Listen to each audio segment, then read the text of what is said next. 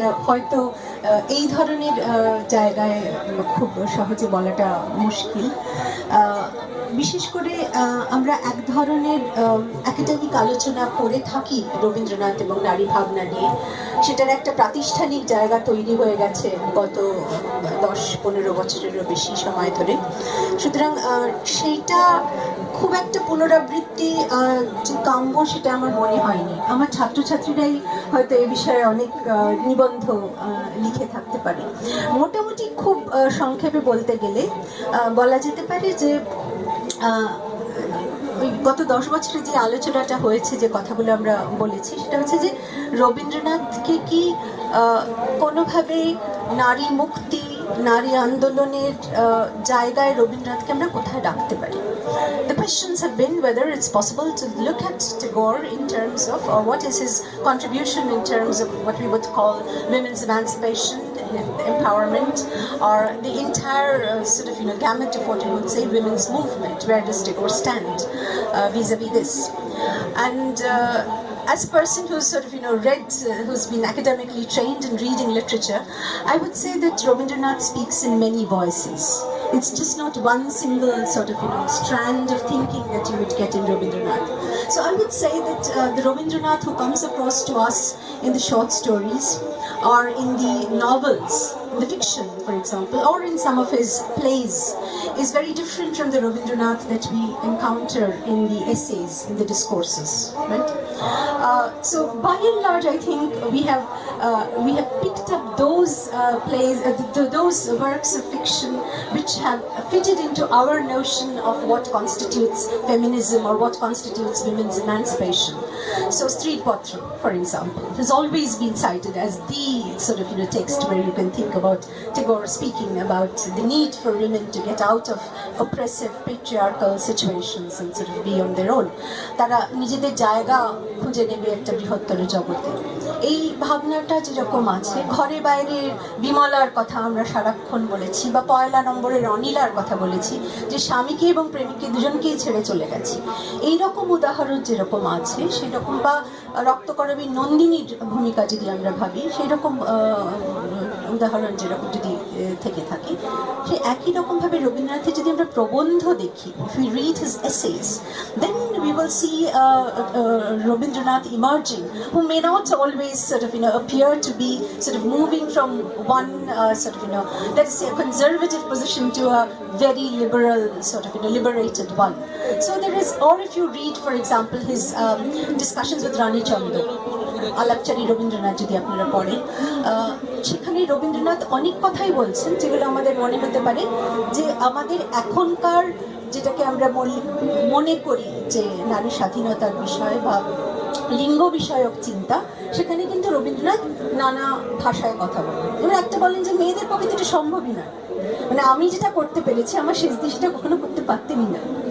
সুতরাং মেয়েদের ভূমিকা কিরকম হতে পারে সেটার বিষয়ে কিন্তু রবীন্দ্রনাথের কিছু কিছু চিন্তা আছে, যেগুলো অনেক ক্ষেত্রে আমাদের মনে হতে পারে যে সেগুলো আমরা ঠিক যেরকম চাই সেরকম নয়। আমরা ঠিক যেরকম চাই সেরকম রবীন্দ্রনাথ নন। আমরা রবীন্দ্রনাথের কাছাকাছি পৌঁছতে গেলে এই যে স্ববিরোধের জায়গা, যেটাকে আমরা মনে করতে পারি, বা মনে করতে পারি যে সেই সময়ে দাঁড়িয়ে রবীন্দ্রনাথ যে কথাগুলো বলছেন সেগুলো জানা প্রয়োজন। সুতরাং আজকে আমার মনে হচ্ছে যে বিশেষ করে আজকের প্রসঙ্গটা যা হয়েছে, স্মরণ দিয়ে শুরু হয়েছে। কোকো অমিতা সেনের কথা জয়িতাদি পড়েছেন, রমা চক্রবর্তীর স্মৃতিচারণে। রমা চক্রবর্তীর কথাও খানিকটা হয়তো আসতে পারে, আমি দেখছি আসবে কিনা। এই সমস্ত কিছুর পরিপ্রেক্ষিতে আমার মনে হচ্ছিল যে রবীন্দ্রনাথের আশ্রম ভাবনায় মেয়েদের জায়গা। So basically I want to try and give a little few pointers to what we might profitably take back from Tagore's ideas about the ashram and women's role in the ashram. So that is the kind of discourse part of it. On the other hand, there is also a praxis part of it. অর্থাৎ যেটা শান্তিনিকেতনে গড়ে উঠছে সেই জায়গাটাও খুব গুরুত্বপূর্ণ। এবং এই দুটোর মধ্যে যে সবসময় একটা এক জায়গা থেকে এক জায়গায় যে খুব সহজে চলে যাওয়া যাচ্ছে তা কিন্তু নয়। সুতরাং মানে জীবনটা তো ঠিক ওইরকম খবর লেখার পাতা থেকে উঠে আসে না। সুতরাং রবীন্দ্রনাথের ক্ষেত্রেও নিশ্চয়ই এই কতগুলো দ্বন্দ্বের জায়গা, বিরোধের জায়গা থেকে যাচ্ছে। সুতরাং সেগুলো একটু একটু খুব খুব সংক্ষেপে সেগুলো একটুখানি আমি বলতে চাই। So this is also primarily for those who are not aware of the beginnings, as it were, of what we would say female education here. So what you will probably be aware of is the fact that the school was set up in 1901, right? The Brahmacharya was set up in 1901. And in 1908, Rabindranath added a separate section for girls. And obviously there was a hesitation about this. Monoranjan Bandyopadhyay ekta chithi তিনি লিখছেন, and I will quote this in English because translation to kora hoye geche. He added an enigmatic explanation about the bold step. He said, "Now that the deity has come of her own and worship I must." So the very interesting use of the terms deity and worship. তার আগে উনি বলছেন আমার মধ্যে একটা ভয় ছিল। ভয়টা কিসের ভয়? ভয়টা হচ্ছে এই যে একটা সামাজিক অবস্থা, একটা সামাজিক ব্যবস্থার মধ্যে উনি একটা বিশাল পরিবর্তনের জায়গা কিন্তু তৈরি করার চেষ্টা করছেন। একটা by and large sex segregated সোসাইটিতে he is trying to think of a situation where men and young women will stay in a campus. Obviously there is going to be a set of rules for them, কিন্তু তাহলেও সেটা একটা খুবই radical, একটা খুবই যুগান্তকারী একটা পথ উনি বেছে নেওয়ার চেষ্টা করছেন। দুঃখের বিষয় যে সেটা 1910-এ this experiment sort of shut down, it sort of folded up. Between 1908 and 1910, আমি জানি না এখানে সেই সময়কার কথা জানেন এরকম কেউ আছেন কিনা। সেই সময়কার কথা খুব একটা জানা যায় না, মেমোয়ার্স অন্তত নেই, we don't have memoirs of that. সুতরাং এই this experiment in having girls in the campus of ashram happened in the second phase, যে ফেজটাকে আমরা বলতে পারি বিশ্বভারতী ফেজ। এর আগেরটা যদি আমরা মনে করি ব্রহ্মচর্যাশ্রম শান্তিনিকেতন আশ্রমের phase, so the phase of the brahmacharya and the ashram per se. So the second phase would be from 1921 officially, the inauguration of what we call Vishwabharati. So I would say that for me, as a feminist, as an academic, as a person who's interested in Rabindranath, the motto of Vishwabharati, Yatra Vishwabhavate Viniram, actually comes true in many senses with the entry of women into the ashram. Had it remained an all-male institution, this institution would not have been what it is now. And I'm saying this also because when I came to Shantiniketan 20 years ago, some of the most remarkable people I met here were the women of Shantiniketan. And one of them happens to be Mishtu Nidhi, right? And she saw me walking around in a slightly distracted way and befriended me. উনি আমাকে বলেছিলেন তোমার নাম কি? তার নাম স্বাতী। বললেন স্বাতী রানী দেবী না স্বাতী রানী দাসী? তো আমি বলেছিলাম যে আপনি দুটো মিলিয়ে বলতে পারেন। একবার কলা ভবনে, আমি জানি না আপনারা জানেন কিনা, নন্দন মেলায় উনি অনেক কিছু করতেন। একবার মাথায় ফেটটি বেঁধে হাত দেখতে বসেছিলেন, তো সেখানে গেছি, গিয়ে হাতটা বাড়িয়ে দিয়েছি। উনি আমায় দেখেননি, মানে লক্ষ্য করেননি যে চেনেন সেটা। হাত দেখে অনেক উত্তেজক ভালো ভালো কথা বলেছিলেন। তখন তারপরে আমার মুখের দিকে তাকালেন, তাকে বললেন ও তুমি বজ্জাতি করতে এসছো। আরেকজন মানুষ যিনি was very closely, very different perhaps in terms of their inclinations, or maybe very close, I do not know, is Shamoli Khastabut, who I remember very, very closely because Vishnu Nidhi, of course, passed away very untimely. Shamoli's death is also, in that sense, untimely. But I've had occasion to sort of meet her on long conversations. I've written about that interview. And I believe both of them, in a sense, embodied a spirit of Shantiniketan, of the ashram, which is not what is the stereotype, which is, of course, a myth which has been created about Shantiniketan. And আজকে জয়িতাদি যখন পড়লেন রমা চক্রবর্তীর স্মৃতিচারণ, সেই পুকুর কথা, ওই কথাটা আমার খুব মনে লেগে রয়েছে যে দৃঢ়চেতা, স্বাধীন, যে স্বাধীনতার জন্য রবীন্দ্রনাথের সঙ্গেও সংঘাতের জায়গায় উনি যেতে পেরেছিলেন। সুতরাং এক অর্থে আশ্রমে কিন্তু এই সম্ভাবনাটা তৈরি হয়েছিল। সবাই যে শুধুমাত্র এক ধরনের নারীত্ব লালিত সভ্য নারীত্বের গল্প ছিলেন সেটা বোধহয় নয়। সেটা আমার মনে হয় গুরুত্বপূর্ণ, বিশেষ করে আজকে নানা অর্থে আমরা বিশ্ববিদ্যালয়ের সংকটের মুহূর্তের মধ্যে দিয়ে যাচ্ছি। সেই সংকটের মুহূর্তে আমার মনে হয় এই কথাগুলোও স্মরণ করা প্রয়োজন, এই অর্থে যে কোনো কিছুই সহজ হয় না, একটা স্ট্রাগলের মধ্যে দিয়ে আমাদের যেতে হয়েছে। Everything was had been there was no, in that sense, sort of clear blueprint of what this institution is going to be. So Rabindranath's ideas have also evolved over time, and I think his ideas about what the feminine would be has also evolved over time. I think one of the most important things which Rabindranath did, to the best of my understanding, is that though we had women's education for the history of women's education for more than many years in Bengal, this co-education thing was a remarkable position that Rabindranath was taking. এই যে বাড়ির মেয়েদের ছেড়ে দেওয়া হবে যাতে তারা আশ্রমে এসে থাকতে পারে, পরিবাররা যে সেটাতে রাজি হবে, এটাই তো খুব আশ্চর্য ছিল।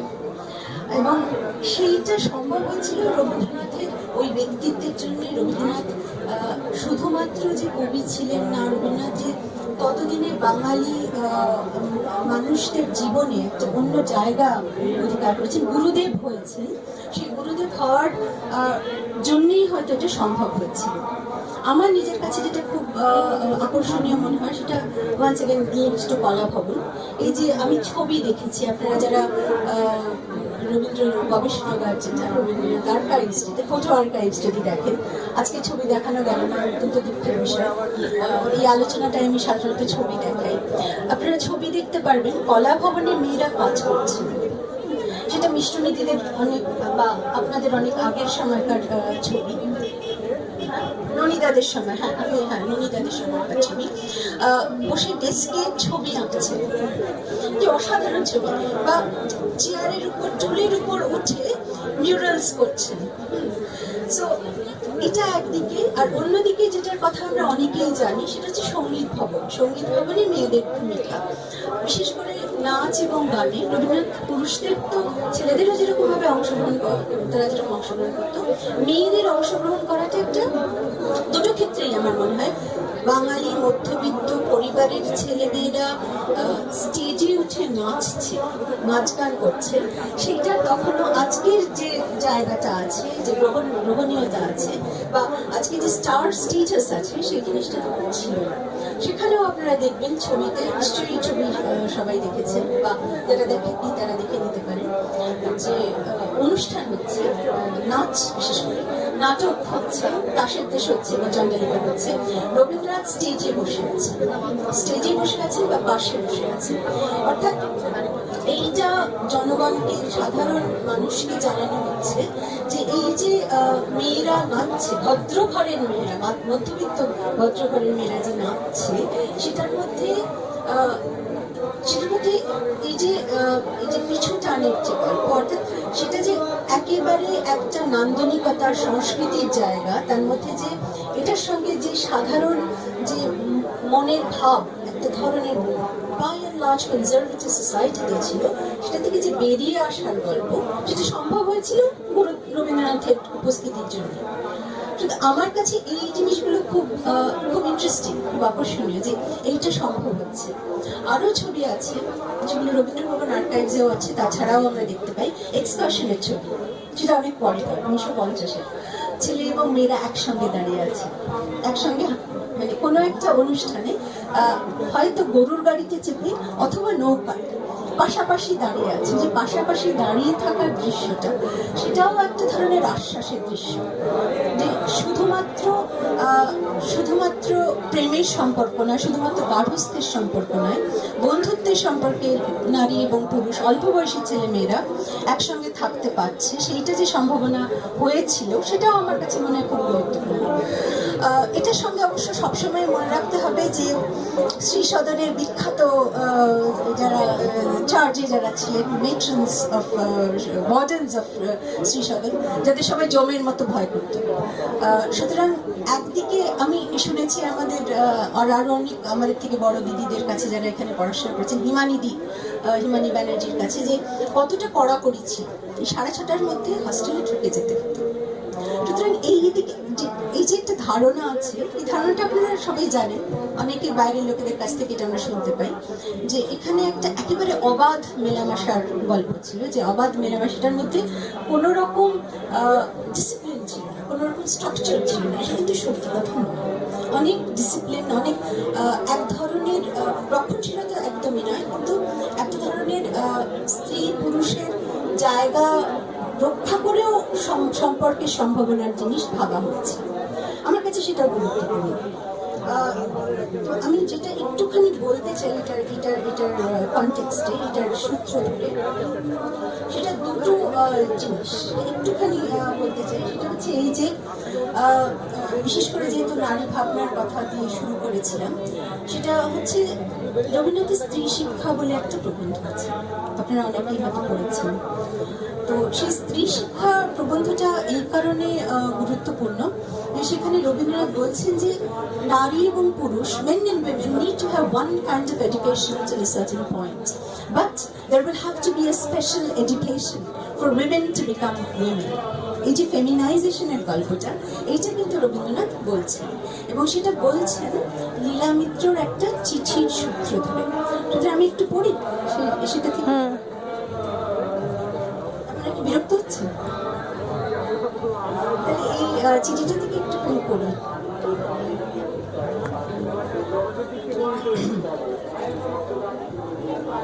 রবীন্দ্রনাথ নিজে বলছেন, আমরা শ্রীমতী লীলা মিত্রের কাছ থেকে স্ত্রী শিক্ষা সম্বন্ধে একখানি চিঠি পাইয়াছি, তাহা আলোচনা করিয়া দেখিবার যোগ্য। এবং লীলা মিত্র যেটা বলছেন সেটা হচ্ছে এই যে স্ত্রী শিক্ষা নিয়ে একটা মানে দ্বিধা বা দ্বন্দ্বের জায়গা আছে। কিছু লোক বলছেন যে মেয়েদের শিক্ষার কোনো প্রয়োজন নেই, আর আরেক দল, প্রধানত পুরুষ, দুটো দলই পুরুষ, তারা বলছেন যে মেয়েদের শিক্ষা দেবার প্রয়োজন, কারণ তা না হলে তারা আমাদের ভাবনা, চিন্তা, আশা, আকাঙ্ক্ষা বুঝতে পারবে না, অর্থাৎ পারফেক্ট হেল্প নিচ্ছে। তখন সেখানে লীলা মিত্র বলছে যে দু দল নিজেদের দিক থেকে স্ত্রী শিক্ষার বিচার করছে। নারীর যে পুরুষের মতো ব্যক্তিত্ব আছে, সে যে অন্যের জন্য সৃষ্ট নয়, তাহার নিজের জীবনের যে সার্থকতা আছে, তাহা স্ত্রী শিক্ষার সপক্ষের বা বিপক্ষের কোনো উকিল স্বীকার করেন না। উকিলরা যে পক্ষ লইয়াছেন, বস্তুত তাহা তাহাদের নিজেদের পক্ষ। তাহলে কি করতে হবে? তাহলে করতে হবে এই যে আমাদের এগিয়ে আসতে হবে, আমাদের মানে এখানে মেয়েদের কথা বলছেন। এই কার্যে যিনি অবতীর্ণ হইবেন, তাহাকে সাধারণ স্ত্রীলোকের মতো গতানুগতিক হইলে চলিবে না। সংসারের লোক যেটাকে সুখ বলে, সেটাই তাকে আদর্শিক করিবেন না। একথা তাহাকে মনে রাখিতে হইবে, সন্তান গর্ভে ধারণ করাই তাহার চরম সার্থকতা নয়। তিনি পুরুষের আশ্রিতা, লজ্জা ভয় লীলাঙ্গনী সামান্য ললনা নয়। তিনি তাহার সংকটে সহায়, দুরূহ চিন্তায় অংশী এবং সুখে দুঃখে সহচরী হইয়া সংসার পথে তাহার প্রাকৃত সহযাত্রী হইবে। এটা লীলা মিত্র বলছে। শেষের দিকের বাক্যটা লক্ষ্য করুন, প্রায় রবীন্দ্রনাথ এটার একটা উত্তর দিচ্ছে স্ত্রী শিক্ষা প্রবন্ধে। এই প্রবন্ধের কথা হয়তো আপনারা অনেকেই জানেন, নিশ্চয়ই জানেন। তাও আজকে যেহেতু আমরা স্মরণ করছি, সেহেতু খানিকটা মনে করানোর জন্য, রবীন্দ্রনাথের ভাবনার কথা মনে করানোর জন্য একটু অংশ পড়তে চাই। বিধাতা একদিন পুরুষকে পুরুষ এবং মেয়েকে মেয়ে করিয়া সৃষ্টি করিলেন, এটা তার একটা আশ্চর্য উদ্ভাবন। সে কথা কবি হইতে আরম্ভ করিয়া জীবতত্ত্ববিদ সকলেই স্বীকার করেন। এবং আমার ধারণা এই যে মেয়েরা যদি বা কান ঠেকেল পড়ে, তবু শিশুদের স্নেহ করিবে এবং পুরুষদের নিতান্ত দুচ্ছাই করিবে না। অর্থাৎ উচ্চ শিক্ষা, higher education for women will not take away from what is the natural feminine, as it were, care and nurture and love. কিন্তু, and this is a very important point that Tagore is stressing, he's saying that শিক্ষা প্রণালীতে মেয়ে পুরুষের কোনো ভেদ থাকিবে না, that there will be no distinction in the education of men and women. If we say this, then we are actually going against the term that he would use is vidhata. In other words, a destiny, a sense of destiny. বিদ্যার দুটো বিভাগ আছে, একটা বিশুদ্ধ জ্ঞানের pure knowledge, and the other is that of praxis, ব্যবহার। যেখানে বিশুদ্ধ জ্ঞান সেখানে মেয়ে পুরুষের পার্থক্য নেই। There is no distinction between men and women as far as pure knowledge is concerned. But যেখানে ব্যবহার, where it's a question of manners, behavior, of conducting oneself in society, সেখানে there is difference. মেয়েদের মানুষ হইতে শিখাইবার জন্য বিশুদ্ধ জ্ঞানের শিক্ষা চাই, কিন্তু তার উপরে মেয়েদের মেয়ে হইতে শিখাইবার জন্য যে ব্যবহারিক শিক্ষা তার একটা বিশেষত্ব আছে। এই কথা মানিতে দোষ নেই।